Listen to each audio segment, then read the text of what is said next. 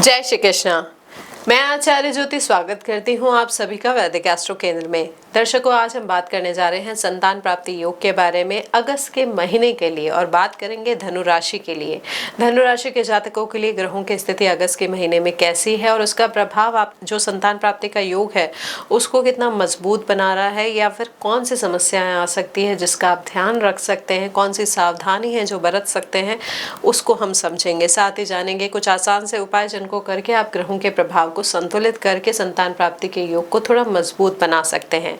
तो आइए शुरुआत करते हैं, लेकिन आगे बढ़ने से पहले सभी दर्शकों से अनुरोध है कि इस वीडियो को लाइक करें, शेयर करें और बेल बटन दबाकर चैनल को सब्सक्राइब जरूर करें अगर अभी तक आपने हमारे चैनल को सब्सक्राइब नहीं किया है।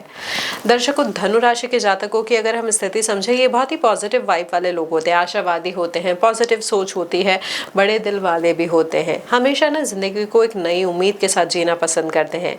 लेकिन जब सर्कमस्टांसेस उनके अकॉर्डिंग नहीं चलते हैं या एफर्ट्स करने के बाद, प्रयासों के बाद भी परिणाम नहीं मिलते हैं, तो बहुत जल्दी भीतर से निराश हो जाते हैं, बेचैन हो जाते हैं, एंग्जाइटी बढ़ जाती है।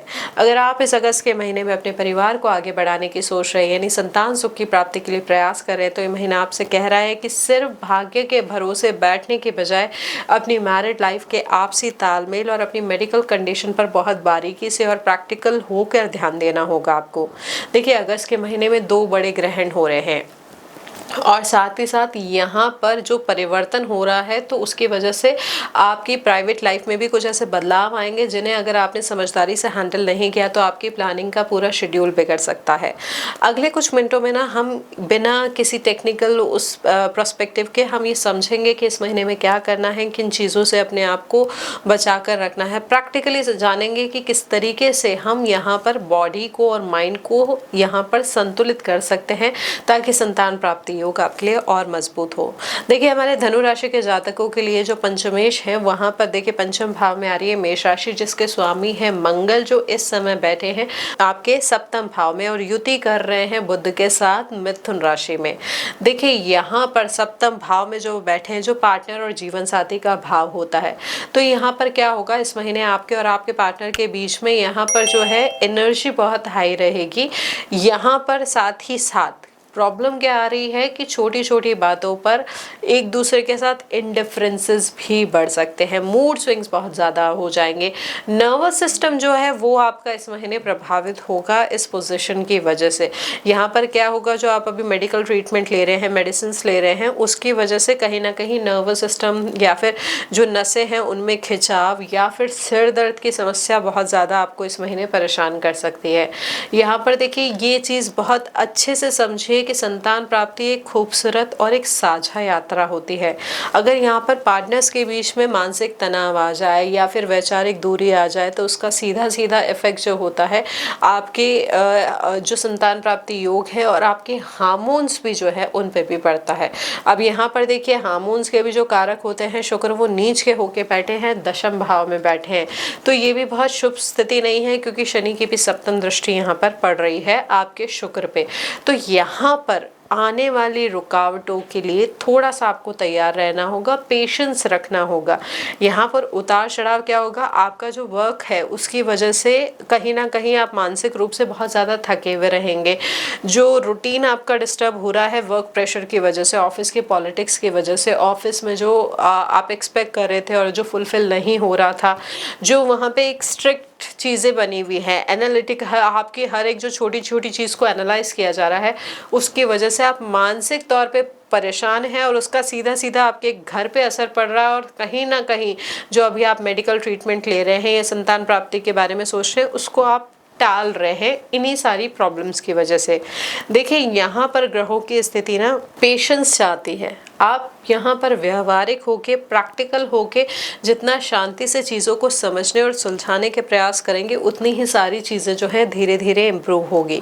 यहाँ पर एक और चीज़ देखिए कि आपके जो लग्नेश यानी गुरु बृहस्पति, जो कि संतान के भी कारक है, खुद अष्टम भाव में जाके बैठे हैं। अष्टम भाव जो होता है छुपी हुई प्रॉब्लम्स का, अचानक आने वाली समस्याओं का, इनफैक्ट वो होता है सर्जिकल इंटरवेंशन या फिर मेडिकल ट्रीटमेंट्स का, या फिर गहरी गहरी प्रॉब्लम्स, फिजिकल गहरी प्रॉब्लम्स, ये क्योंकि मृत्यु भाग भी जैसे कहा जाता है।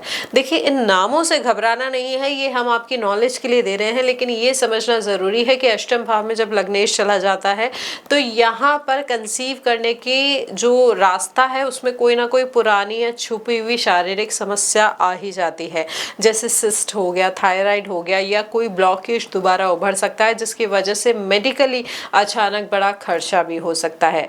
देखिए जब आपका लग्नेश ही रुकावटों के घर में आ जाता है ना, तो आपको हर कदम बहुत ही सोच समझ कर उठाना होता है और डॉक्टर की पूरी निगरानी में रहना होता है, यानी उनका डायग्नोसिस, उनकी एडवाइस, उनका ट्रीटमेंट प्रॉपरली फॉलो करना होता है। इस महीने आपके लिए सबसे अच्छा और टर्निंग पॉइंट होगा 9 अगस्त के बाद जब गुरु अस्त हो जाएंगे। देखिए जो वो अस्त भी है, अष्टम भाव में भी है, तो वो स्थिति वैसे ही अपने आप में थोड़ी क्रूशल है, लेकिन जब वो उदय हो जाएंगे, भले ही रुकावटों के घर में है लेकिन उच्च के होने की वजह से एक हीलिंग पावर एक्टिवेट होगा। रिकवरी जो है वो ग्रेजुअल होगी, धीरे धीरे आपकी जो फिजिकल स्ट्रेंथ है वो वापस आएगी। 15 अगस्त के बाद का जो समय है आपके लिए, यहाँ पर ये पॉसिबिलिटी है रिपोर्ट्स आपके लिए पॉजिटिव आए, जो अभी तक रिपोर्ट्स नेगेटिव आ रही थी। ये जो ट्रीटमेंट की या जो भी डॉक्टर ने बेस रिपोर्ट्स कराई है हार्मोन से जुड़ी भी, नए रिपोर्ट्स को चेक कराने या यहाँ पर ये ध्यान रखें कि कोई भी अच्छी और थेरेपी को इंट्रोड्यूस करने के लिए टाइम अच्छा रहेगा, क्योंकि यहाँ पर आपको सही सपोर्ट मिल पाएगा। देखिए यहाँ पर जो 2 चीज़ें और ध्यान रखनी है, जो हमने आपको शुरुआत में भी कहा था, 2 ग्रहण इस महीने होने वाले हैं 12 अगस्त और 28 अगस्त को। भारत में दृश्य नहीं है, सूतक नहीं लगेगा, लेकिन इनका प्रभाव ग्रहों की युति और दृष्टि की वजह से पड़ेगा। 12 अगस्त को जो ग्रहण हो रहा है वो हो रहा है आपके अष्टम भाव में, जहाँ पे आपके लग्नेश बैठे हैं, तो यहाँ पर सीधे तौर पे कोई मेडिकल इन्फेक्शन, यूटीआई या फिर लोअर एब्डोमेन से जुड़ी हुई कोई गहरी समस्या भी सामने आ सकती है। यहाँ पर देखिए होगा क्या, इस ग्रहण की वजह से आपके पार्टनर की अगर कोई डायबिटीज़ या फिर किडनी से जुड़ी हुई भी समस्या है तो वो भी इस समय आपको परेशान कर सकती है।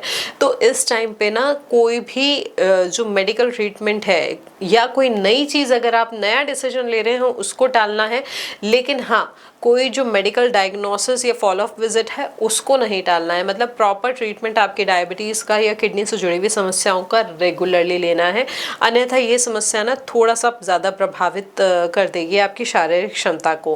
फिजिकल वाइटलिटी जो हम कहते हैं ना, वो यहाँ पर इसकी वजह से प्रभावित हो सकती है। तो बेसिकली यहाँ पर अडहर करने वाली चीज़ें क्या हैं, ध्यान रखने वाली चीज़ें क्या हैं कि अपने पार्टनर के साथ तालमेल बनाए रखें, शांति से चीज़ों को सुलझाएं, क्योंकि 1 से लेकर 9 अगस्त का जो समय है घर का माहौल थोड़ा सा गर्म हो सकता है। पार्टनर के साथ यहाँ पर जो मतभेद है वो भी हो सकते हैं, इसलिए कोशिश करें कि आपसे जो अंडरस्टैंडिंग है वो बनी रहे।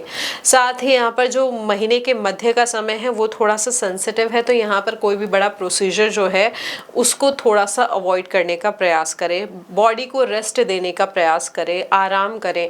साथ ही महीने के आखिर में होने वाले चंद्र ग्रहण की वजह से जो बेचैनी होगी, खास तौर पे क्या होगा, बार बार दिमाग जाएगा कि इंटरनेट को एक्सप्लोर करो, उस पर थ्योरीज पढ़ो, उससे थ्योरीज को पढ़ के ना चीज़ें ठीक हो जाएंगी। तो यहाँ पर वो थ्योरीज पढ़ने से ना आप खुद को तनाव में ही डालेंगे। तो यहाँ पर अपने डॉक्टर की गाइडलाइंस पर भरोसा रखें, गूगल पर भरोसा करने के बजाय। ये छोटी छोटी चीज़ों का ध्यान रखेंगे ना तो मानसिक तनाव भी कम होगा, संतान योग भी मजबूत होगा। इसके साथ साथ आप क्या कर सकते हैं, अगर हम उपायों की बात करें तो यहाँ पर इस महीने सबसे महत्वपूर्ण है गुरु की स्थिति को संतुलित करना, क्योंकि वो लग्नेश भी है और संतान भाव के कारक भी है। तो यहाँ पे आप क्या करें, किसी भी धार्मिक स्थान पे जाके ज़रूरतमंद बच्चों को पीले रंग की मिठाई बांट सकते हैं। अपनी क्षमता के अनुसार किताबें या स्टेशनरी की चीज़ भी उनको दान कर सकते हैं। रोज़ सुबह उठकर अपने माथे पर हल्दी या केसर का तिलक भी ज़रूर लगाएं। साथ ही मंगल की शांति के लिए आप क्या कर सकते हैं, मंगल दान कर सकते हैं। मंगल से जुड़ी हुई वस्तुओं का दान हनुमान जी के मंदिर में हर जो मंगलवार है उसको करना भी आपके मंगल के प्रभाव को शांत रखेगा। यहाँ पर मंगल की सकारात्मक ऊर्जा को बढ़ाना बहुत महत्वपूर्ण है, क्योंकि रिश्तों को वो सीधे तौर पर प्रभावित कर रही है। इसके लिए आप चाहें तो हनुमान चालीसा का भी पाठ कर सकते हैं, लेकिन मंगल दान भी बहुत बहुत महत्वपूर्ण है। ग्रहण अवधि में क्या करें, बहते हुए साफ पानी में थोड़े से काले तिल प्रवाहित कर दें या किसी गरीब व्यक्ति को अनाज का दान जरूर करें, ताकि मानसिक शांति, मानसिक स्थिरता आपकी बनी रहे। ये जो उपाय हैं, इनको अगर आप अपनी क्षमता अनुसार, सामर्थ्य अनुसार नियमित रूप से और श्रद्धा के साथ करेंगे तो संतान प्राप्ति का जो योग है आपके लिए मजबूत होगा और जल्द ही खुशखबरी आपको मिलेगी। तो ये दर्शकों, ये जो पूरा विश्लेषण है, इसको अगर हम सधे हुए शब्दों में दोबारा अगर कहें तो यहाँ पर आपसी प्यार के बल पर, यानी आपसी समझ के द्वारा आप यहाँ पर अगर आगे बढ़ेंगे, सामंजस्य बनाए रखेंगे, तो यहाँ पर संतान प्राप्ति के योग आपके लिए और मजबूत होंगे। ग्रहण की जो भारीपन का समय होगा उससे निराश होने की ज़रूरत नहीं है। जैसे जैसे चीज़ें आगे बढ़ेंगी, जो यूनिवर्स की एनर्जी है कहीं ना कहीं आपको सपोर्ट करेगी। यहाँ पर ज्योतिषीय विश्लेषण के साथ डॉक्टर की गाइडलाइंस, उनकी एडवाइस को प्रॉपरली फॉलो करें, अपने साथी का हाथ थाम कर रखें और धीरे धीरे आगे बढ़े। आपके घर में नए जीवन का आगमन जल्दी होगा। दर्शकों, ये था हमारा समग्र विश्लेषण। अगर आप इसे जोड़ पाए हैं, आपको यहाँ पर ये फील आया है कि हाँ, ये जो जानकारी है उपयुक्त है, राशि अनुसार है, इसके द्वारा हमें बहुत चीज़ें समझ में आई है, तो इस वीडियो को लाइक करें, शेयर करें, बेल बटन दबाकर चैनल को सब्सक्राइब ज़रूर करें। आप चाहें तो ज़्यादा जानकारी के लिए हमारे साथ DM के माध्यम से भी जुड़ सकते हैं। हरिओम दर्शकों।